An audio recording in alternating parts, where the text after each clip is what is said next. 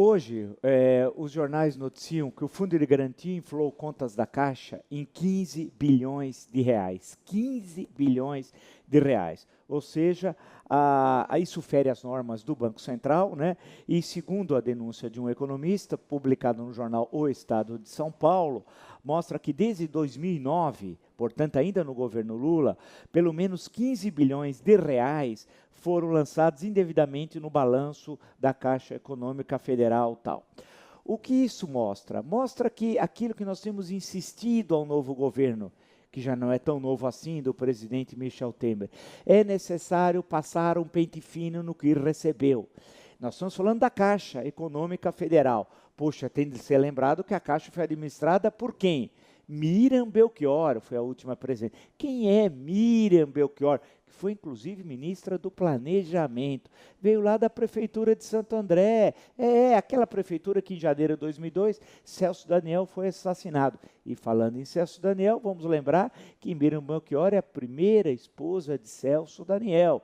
E a Prefeitura de Santo André, certamente em qualquer país sério, não é um modelo administrativo daquela época. Basta ver os escândalos que levaram ao assassinato do prefeito, mas que envolvia as empresas de ônibus, que estavam sendo coagidas pelo PT a dar uma, entre aspas, contribuição mensal para o partido. E isso está comprovado tal.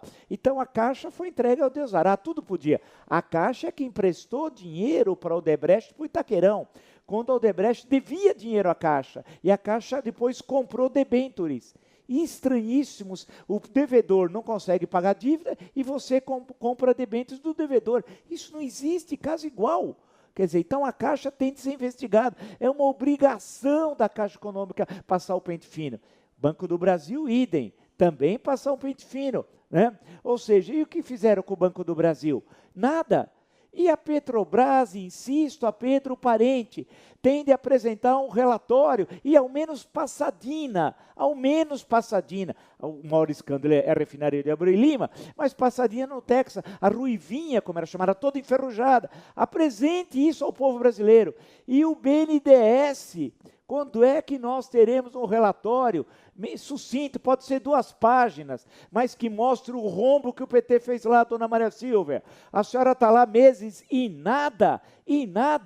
Até quando a gente vai assistir isso? Até quando ainda teremos membros do PT em cargos importantes? Por exemplo, na Itaipu Binacional.